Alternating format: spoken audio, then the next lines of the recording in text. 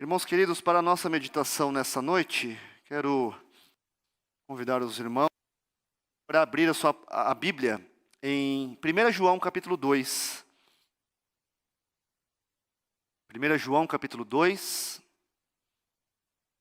faremos a leitura do verso 3 ao verso 6.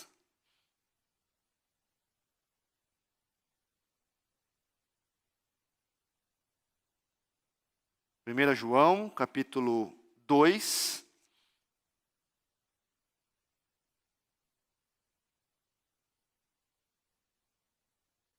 do verso 3 ao verso 6.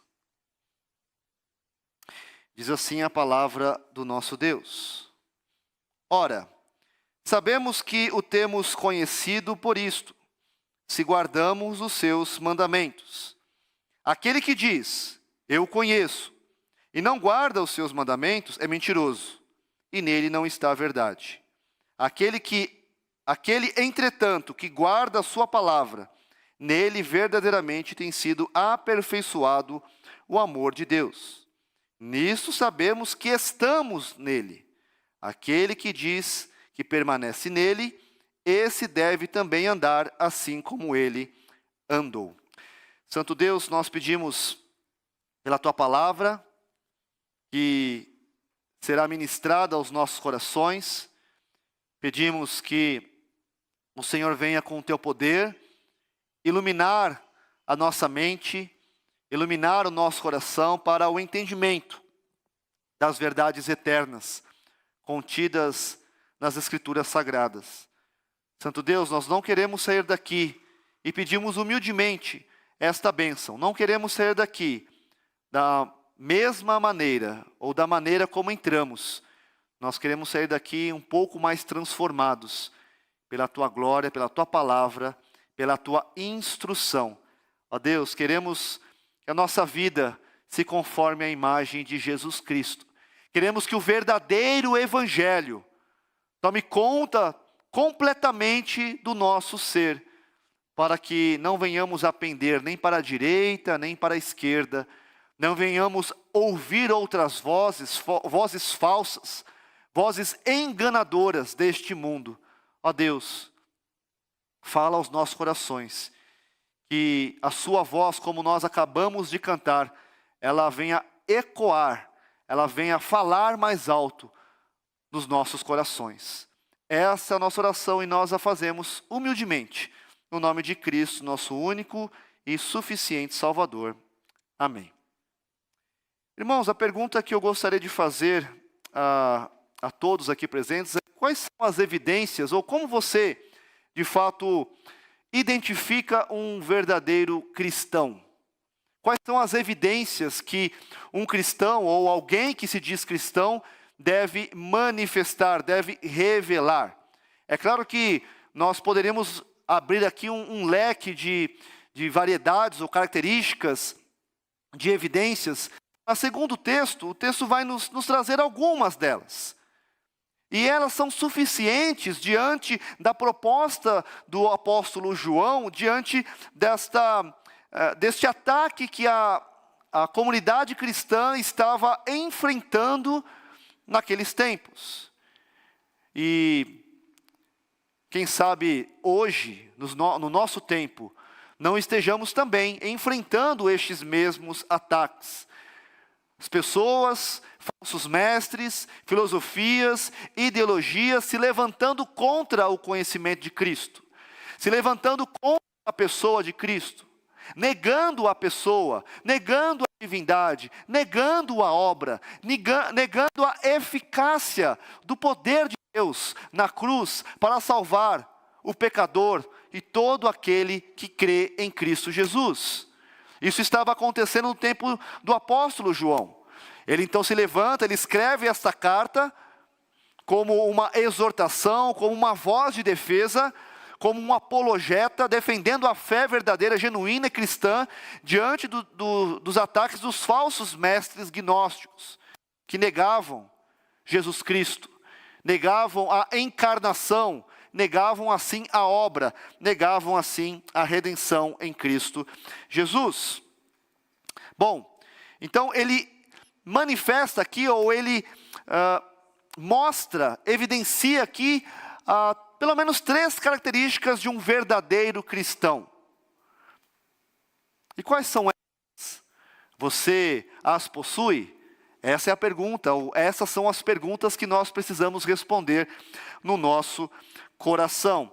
E é certo que, quando nós falamos a respeito de profissão, nós conseguimos evidenciar ou constatar aqueles que são bons profissionais e aqueles que não são bons profissionais.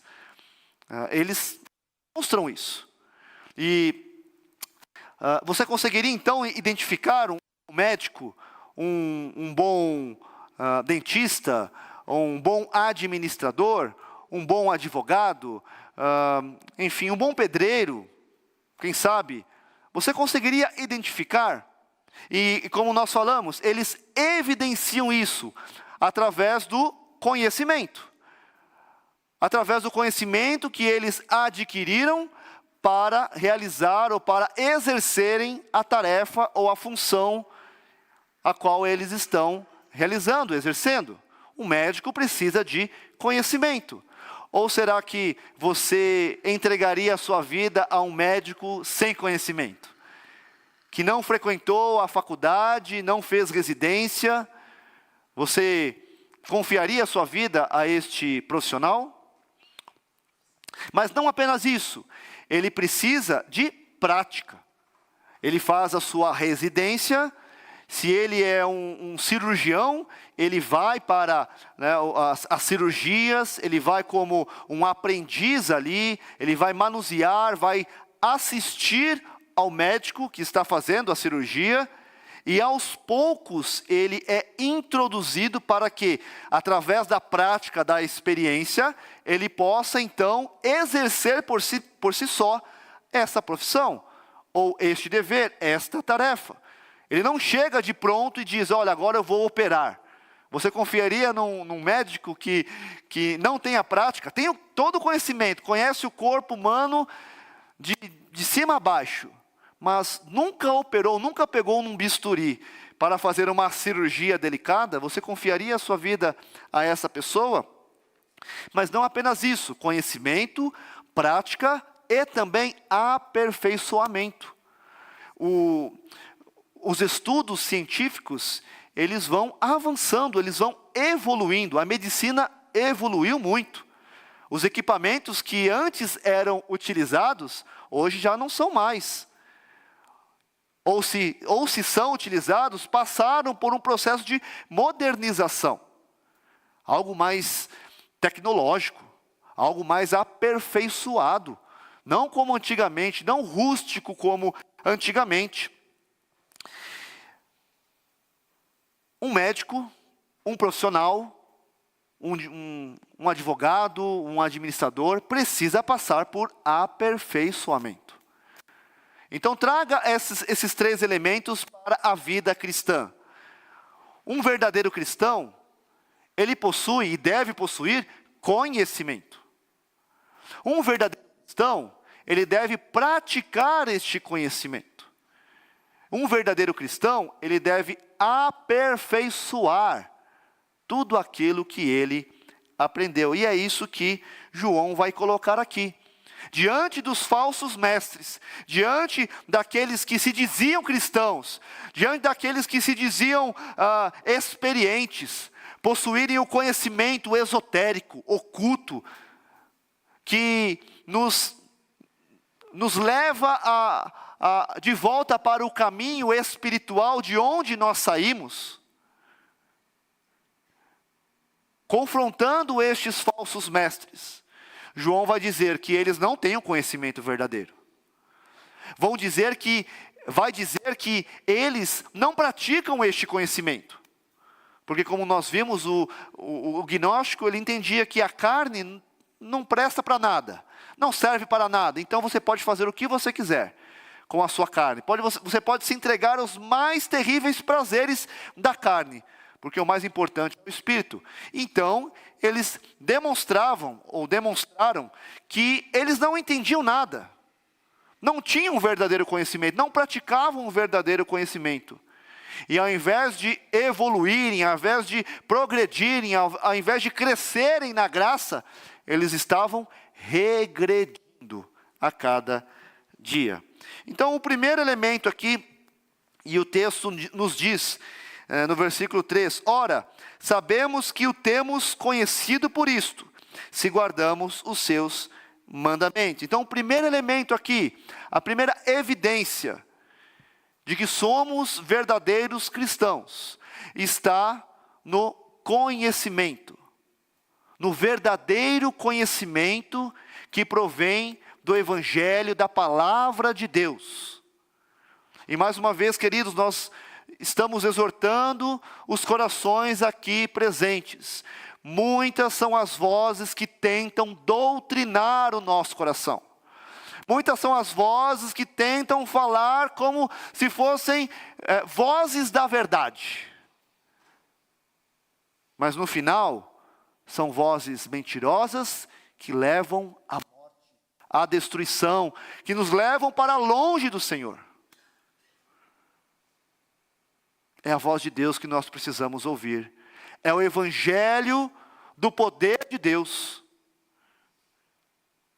que nós precisamos ter no nosso coração. Então é este conhecimento que João então expressa aqui, nisso nós sabemos que estamos nele, por meio deste conhecimento. Temos conhecido por isto, e aí ele vai dar este conhecimento, se guardamos os seus mandamentos, se temos os mandamentos no nosso coração. E a Bíblia, ela não trata conhecimento apenas como aquisição de informações. É claro que isso não significa que o estudo não seja importante. Adquirir conhecimento não seja importante. A palavra de Deus nos exorta para que conheçamos e prossigamos em conhecer ao Senhor. Vamos estudar, vamos ler a palavra, vamos aos comentários, vamos à teologia, vamos aos livros didáticos que nos ensinam a profundidade da palavra. Vamos aos originais, ao grego, ao hebraico, ao aramaico. Vamos estudar profundamente a palavra do Senhor. Se temos a oportunidade, por que não? Vamos fazê-lo, mas a palavra de Deus, ela não trata o conhecimento apenas como aquisição de informações. Na verdade, se ficarmos apenas no conhecimento como a aquisição de informação, nós precisamos entender então que a letra mata e o saber ensoberbece. Conhecimento faz parte da vida, ainda mais o conhecimento que recebemos da parte do Senhor e Salvador Jesus Cristo. E esse conhecimento, ele gera em nós, nessa relação que nós temos com o Senhor, ele gera intimidade.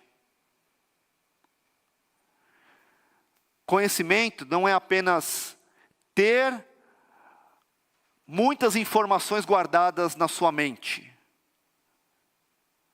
Conhecimento envolve intimidade. É algo mais profundo. É um relacionamento, não um relacionamento frio, mas um relacionamento vivo. Um relacionamento caloroso. Porque quanto mais conhecemos a Deus, mais nos tornamos íntimos do Senhor. A expressão, então, conhecer, usada tanto no hebraico quanto no grego, para o conhecimento é idiomática. Ou seja, em alguns momentos, em certos contextos, nos dá a ideia de informação adquirida. Conhecimento como informação adquirida. Mas em outros contextos, nos dá a ideia de uma relação íntima. Quando, por exemplo, relacionada a um homem com uma mulher, conhecimento diz respeito a um relacionamento íntimo. Por exemplo, nós podemos olhar lá em Gênesis 4:1, quando diz que Adão coabitou com Eva. E quando lá em 1 Samuel 1:19, quando Eucana também coabitou com a sua esposa Ana.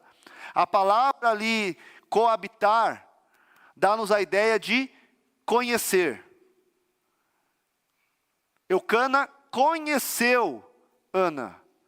Adão conheceu Eva. Um relacionamento íntimo. Intimidade entre um homem e uma mulher. No Novo Testamento também nós temos esta evidência quando José não conheceu Maria antes do nascimento de Cristo. E o texto diz lá que José não conheceu. Conhecimento. E quando Maria, visitada pelo anjo, e quando o anjo então anuncia que ela conceberia e daria à luz a um filho, seu nome seria Jesus, e ela mesma diz que nessa conversa com o anjo, que nunca teve relação, e essa palavra relação, no original, dá-nos a ideia de conhecimento.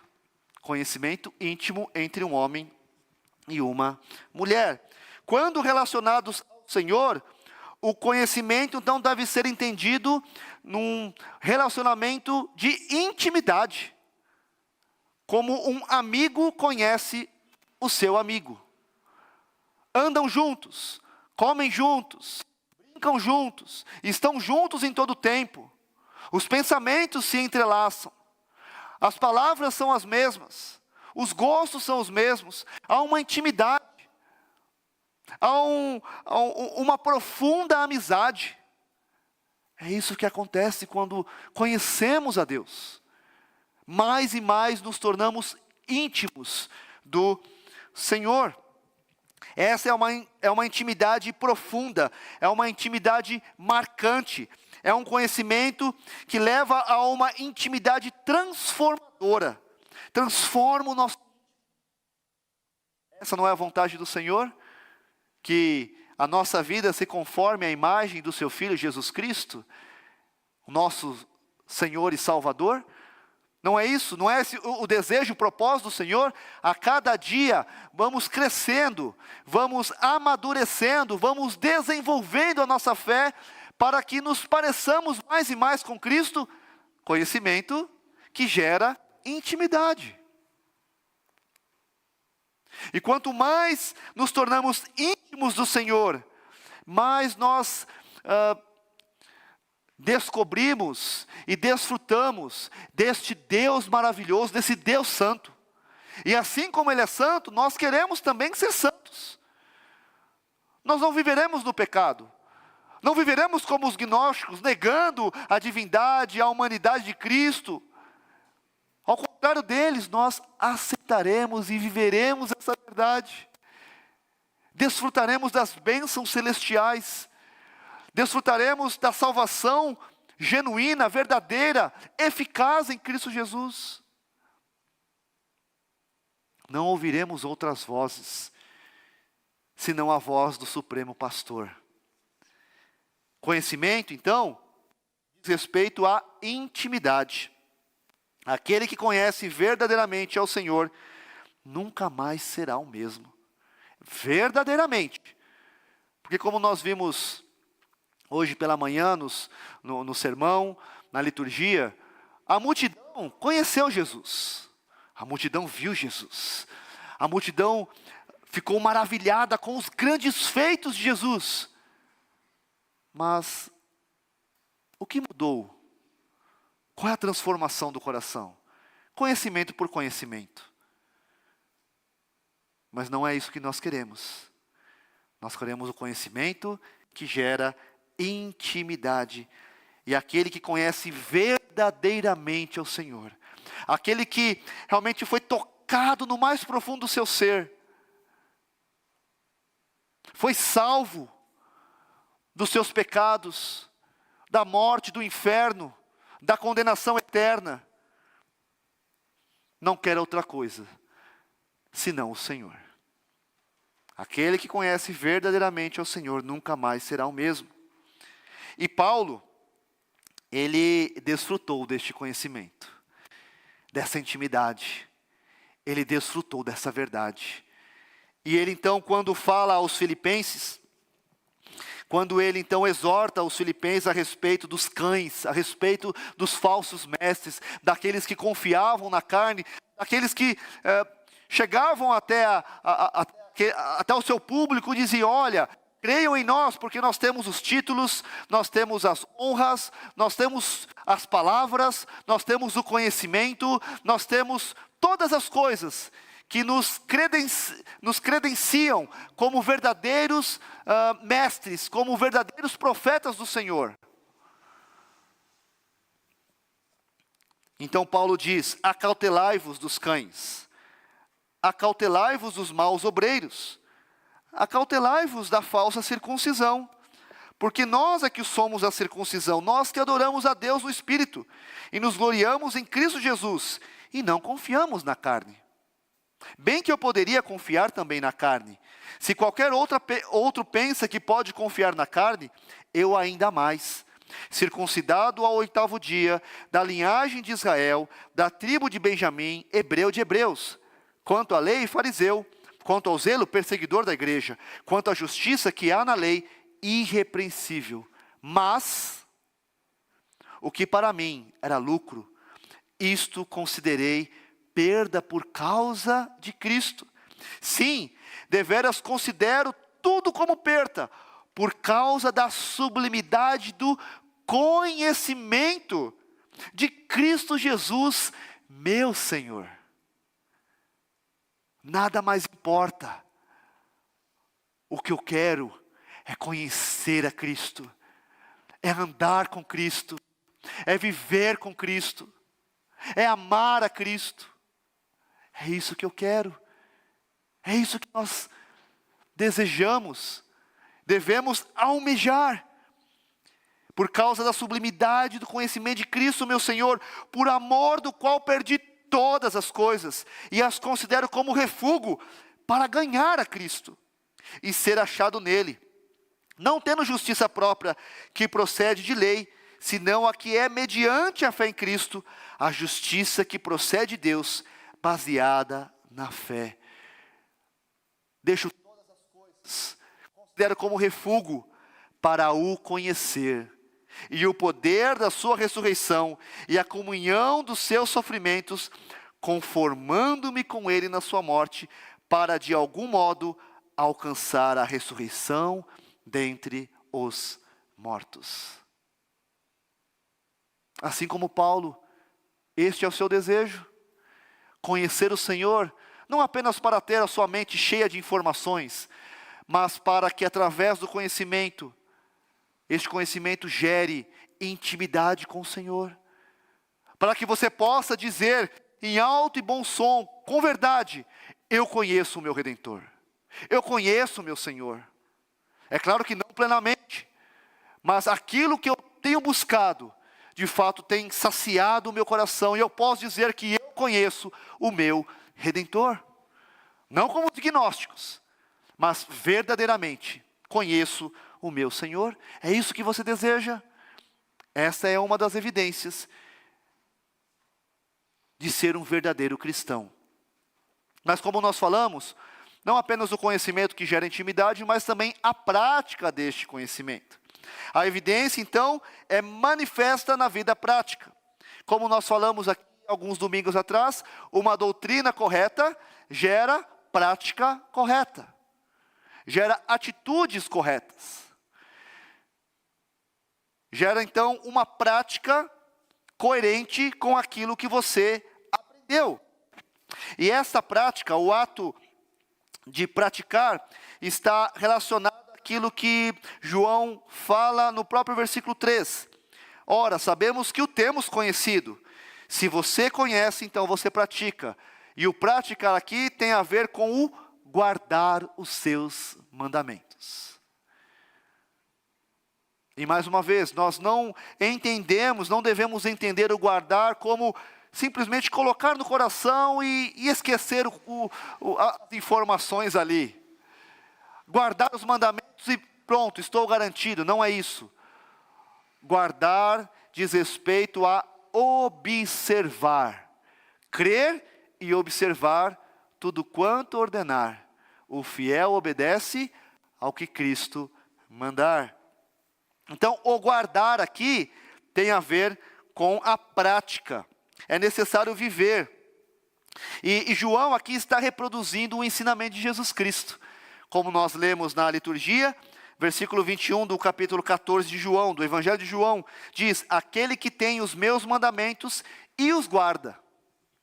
Palavras de Jesus: esse é o que me ama, e aquele que me ama será amado por meu Pai, e eu também o amarei e me manifestarei a ele. Então, o ato de guardar pode ser entendido como uma demonstração fiel e constante da fé em ação, que envolve uma obediência contínua, um compromisso diário. Todos os dias, em todos os momentos, somos cristãos que obedecem ao Senhor. É certo que, não de modo perfeito, muitas vezes pecamos, mas o genuíno cristão, ele se esforça, ele se esmera, ele procura praticar diariamente, continuamente, os mandamentos do Senhor. Quando Jesus então fala em guardar os mandamentos, ele está chamando os seus seguidores para uma obediência ativa. Uma obediência constante. Não se trata de uma ação esporádica ou ocasional, ou guiada pela circunstância. Se for favorável eu vou obedecer, se não for favorável eu não vou obedecer. Se for favorável a mim eu obedeço, se não for eu minto, eu falsifico. Não é isso que o texto está dizendo. Obediência ativa e constante não é uma ação esporádica ou ocasional, mas um estilo de vida em que a obediência é parte integral. Eu não posso separar isso. Eu não posso escolher, não é uma escolha, é uma obrigação graciosa, diária do cristão. E esta obediência tem a ver com as obras que nós realizamos pela fé. Tiago mesmo, no capítulo 2, versículo 17, ele vai falar que a fé sem obras é morta. Aqui, as obras não diz respeito apenas a levar um prato de comida para alguém que está com fome, ou agasalhar alguém que está passando frio, dar essa assistência que é necessária e importante, fazem parte das obras da fé, mas não apenas isso. Diariamente, quais são as obras que você realiza pela fé, por fé e da fé que você tem no seu coração em Cristo Jesus? Quando alguém te chama para algum esquema, você diz sim, porque é favorável, porque isso vai trazer benefícios para você, vai trazer alguns recursos importantes, necessários, ou você diz não por amor a Cristo? Quando alguém te convida para fazer algo que vai contra a palavra de Deus, ou quando alguém te convida para realizar algo que vai contra a sua natureza, ou a natureza do seu corpo para a qual ela foi criada, que é glorificar a Deus. Quando alguém faz uma proposta indecente, ou quando você está passando por um momento difícil, alguma circunstância que aperta o seu coração, como que você manifesta a sua fé? Como que você testemunha a sua fé? Como que você pratica a sua fé? São perguntas importantes que nós precisamos responder do fundo do nosso coração. E que dizem respeito a essas obras da fé, sem as quais ela se torna morta. Guardar os mandamentos de Cristo não é apenas uma questão de aceitar intelectualmente seus ensinamentos, mas de colocá-los em prática, demonstrando assim uma fé viva e ativa. Guardar significa a obediência segundo os moldes de Cristo. Quando você está encurralado ali, o que eu vou fazer? Eu vou manifestar as obras da fé em Cristo Jesus. Como eu devo fazer? Olhe para Cristo. Filipenses capítulo 2, verso 8, nos lembra que Jesus foi obediente até a morte de cruz. E nós devemos seguir os seus passos. Ser obediente até o fim. Obedecer ao Senhor e os seus mandamentos. Guardá-los no nosso coração. Guardar tem a ver com uma tarefa difícil. Porque nós somos pecadores. Nós somos de dura cerviz. Nós somos desobedientes. Nós somos duros. Nós somos teimosos. É uma tarefa difícil, mas não impossível. Ela é possível, pois contamos com a presença do Espírito Santo em nosso coração. Gálatas capítulo 5 vai falar a respeito dessa luta. O Espírito luta contra a carne e a carne contra o Espírito, porque são contrários, são opostos. Mas o Espírito está lutando em nós para que nós não venhamos a fazer aquilo que porventura é do nosso querer. Ele está lutando para que nós façamos aquilo que é do querer do Senhor Jesus. É da vontade do Senhor Jesus. Nós temos a companhia do Espírito Santo que nos ensina a guardar. Ele nos lembra, Ele recorda, Ele fortalece esses ensinamentos para que eles sejam guardados, para que eles sejam praticados. E dessa maneira, guardar os mandamentos é um ato contínuo. Requer um compromisso renovado todos os dias. Vivendo assim de acordo com os valores e as instruções de Cristo em todas as áreas do nosso viver. Como que está a sua prática? Como que está a sua firmeza em Cristo Jesus? Como que está a sua vida de testemunho? Quando as pessoas olham para você, o que elas enxergam? Ah, mais um. Ou elas enxergam alguém diferente, alguém que testemunha, alguém que fala a verdade, alguém que se comprometeu e é comprometido com a verdade, aquele que é justo, aquele que trata bem a sua família, aquele que trata bem os seus filhos, aquele que persevera diante das circunstâncias ruins, aquele que não murmura diante dos problemas,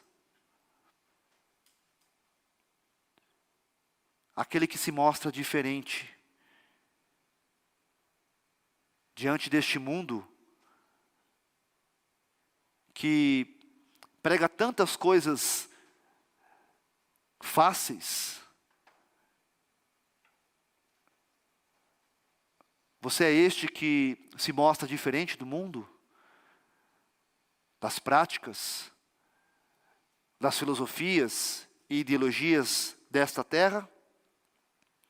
Lembre-se que o conhecimento que gera intimidade, ele deve ser praticado. A palavra de Deus diz que nós devemos amar o nosso próximo como a nós mesmos. E isso é um reflexo do amar a Deus com todas as nossas forças, com todo o nosso entendimento, com todo o nosso coração. Como está a prática deste conhecimento? Algo que nós precisamos também pensar, refletir. E o terceiro ponto aqui, que ele diz que aquele que, entretanto, guarda a sua palavra, nele verdadeiramente tem sido aperfeiçoado o amor de Deus. Aquele que conhece a Cristo, nunca mais será o mesmo. Ele é transformado e de glória em glória, ele cresce no Senhor.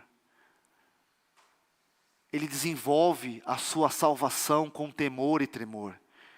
Ele amadurece. Se este crente, se você, eu, somos este crente que está enxertado na verdadeira videira, logo este ramo, ele vai dar frutos. E Jesus então vem, limpa, para que muitos outros frutos venham. E é interessante que quando nós fazemos a poda numa árvore, numa planta, numa árvore frutífera, nós vemos que ela cresce muito mais forte. Eu tenho algumas frutíferas lá em casa, e é interessante você ver como que a árvore ela cresce mais frondosa. Os galhos, eles se enrijecem, se firmam, engrossam, pega mais força.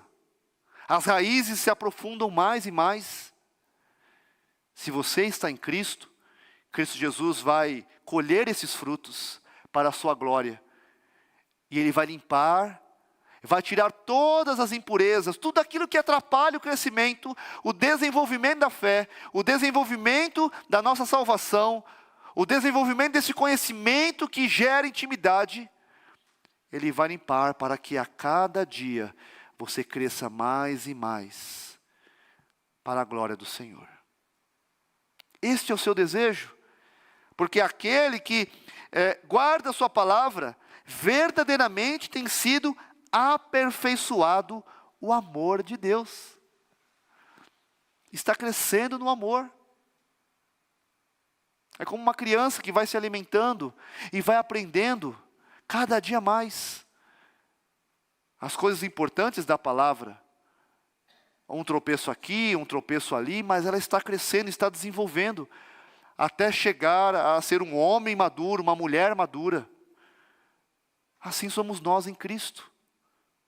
Estamos crescendo nessa natureza transformadora do amor de Deus.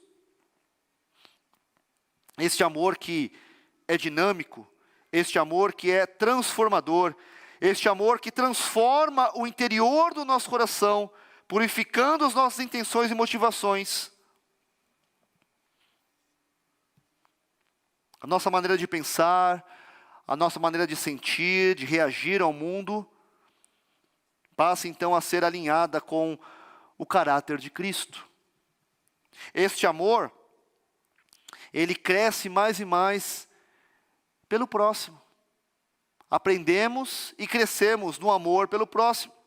João então enfatiza que o amor a Deus se manifesta sim neste amor ao próximo. À medida que guardamos os mandamentos de Deus, especialmente os que dizem respeito a amar os outros, o amor divino é aperfeiçoado em nós. Amar o próximo, amar o diferente, é necessário, é importante. Nós não devemos amar somente aqueles que nos agradam, mas aqueles também que desagradam, e até mesmo os nossos inimigos. Com isso, nós aprendemos a amar como Deus nos ama, porque nós éramos inimigos de Deus, mas agora somos filhos do Senhor. Antes filhos da desobediência, filhos da ira, agora filhos do seu amor. Quanto mais aprendemos e crescemos neste amor, mais aprendemos a amar como Deus nos amou. E assim crescemos também na semelhança de Cristo, porque lá em Romanos diz que Deus prova o seu próprio amor para conosco pelo fato de ter Cristo morrido por nós, sendo nós ainda pecadores. Crescemos na semelhança com Cristo. Se Cristo fez assim por nós, amou pecadores e se entregou para redimir estes pecadores, devemos também fazê-lo para com o nosso próximo, para com o nosso irmão. E a pergunta é esta: como está o desenvolvimento da sua vida cristã? Ou será que você está estagnado? Ou será que você chegou a um ponto que diz, para mim, estou bem. Mude esse pensamento. Vamos mudar este pensamento. Se temos de crescer, cresçamos constantemente. Vamos buscar o conhecimento. Vamos buscar o conhecimento que gera intimidade. Vamos praticar para que, de fato, sejamos filhos de Deus neste mundo que precisa de luz, precisa de sal. Testemunhemos o amor de Deus. Pratiquemos o amor do Senhor. E vamos crescer na graça. Vamos crescer no conhecimento de Cristo Jesus. Concluindo então, irmãos, dessa maneira precisamos nos perguntar: será que essas evidências estão presentes em nós? Conhecimento, prática e crescimento? Como está o nível de conhecimento do Salvador em nossos corações? Superficial ou profundo? Isso certamente determinará o nível de comprometimento, maturidade e intimidade que você possui com o Senhor. Como está a maneira como você pratica esse conhecimento? Ou será que o seu interesse é apenas em ter, sem viver? E, como essas duas coisas, teoria e prática, têm surtido efeito no seu crescimento espiritual? Ou será que você estacionou, mesmo sabendo que não deveria ter estacionado? Nisto sabemos que estamos nele. Aquele que diz que permanece nele, esse deve também andar assim como ele andou. Vamos orar? Santo e eterno Deus, Senhor das nossas vidas, nós, diante da sua palavra, nós queremos primeiramente pedir perdão. Perdão porque a sua palavra, como um espelho, ela revela quem nós somos. E quando olhamos para a sua palavra e encontramos a nossa imagem nela, nós vemos que essa imagem não é tão bonita. É a imagem de homens e mulheres pecadores, homens e mulheres carentes da graça e da glória do Senhor. Somos pessoas que, sem Ti, estamos perdidos. Mas ao mesmo tempo, Pai, que olhamos para a Sua palavra, ela não apenas mostra quem nós somos, mas também mostra quem Tu és. Ela reflete a Sua gloriosa luz. E essa gloriosa luz vem iluminar a escuridão do nosso coração, para que, iluminados, possamos assim buscar o Senhor com todo o nosso ser. Esta é a nossa maior necessidade, Senhor, a Sua presença, a Sua palavra, os Seus ensinamentos. Não queremos, ó Deus, apenas o conhecimento que enche a nossa mente de informações. Nós queremos a Sua presença. Nós queremos o Senhor. Nós queremos a Sua companhia, Deus. Nós queremos o Teu Santo Espírito a nos ensinar aquilo que nós devemos professar, aquilo que nós devemos falar, aquilo que nós devemos ter no nosso coração. Queremos o conhecimento que gera intimidade. E quando olhamos para a Sua palavra e essa luz vem ao nosso coração, nós reconhecemos que nós carecemos deste conhecimento que gera intimidade. Algo que muitas vezes nós não buscamos. Mas nós queremos buscar em Cristo Jesus. Ó Santo Deus, ajuda-nos também, ó Pai, para que este conhecimento não fique guardado no nosso coração, mas que ele possa ser espalhado, anunciado, testemunhado, vivido, manifestado, para que outras pessoas possam enxergar em nós a luz do Senhor. Para que através da prática deste conhecimento, a luz de Cristo, que brilhou e brilha nos nossos corações, possa também brilhar no coração daqueles que andam em trevas. E que este conhecimento praticado seja aumentado em nossos corações, para que a cada dia sejamos mais e mais parecidos com Jesus. E dessa maneira, aqueles que receberam também dessa luz através do testemunho, também possam se parecer mais e mais com o autor e consumador da fé, Jesus Cristo, o nosso Senhor, o nosso Redentor. Assim nós oramos e pedimos a tua bênção, no nome santo de Jesus, o nosso Senhor. Amém. Querida família da fé aqui reunida, que a graça do nosso Senhor e Salvador Jesus Cristo, o amor de Deus, o nosso bondoso Pai, a comunhão, a consolação e o poder do Espírito Santo estejam sobre vós, irmãos, sobre a igreja do Senhor aqui reunida, e sobre a igreja do Senhor, a família da fé espalhada pela face da terra, hoje e para todo sempre. Amém.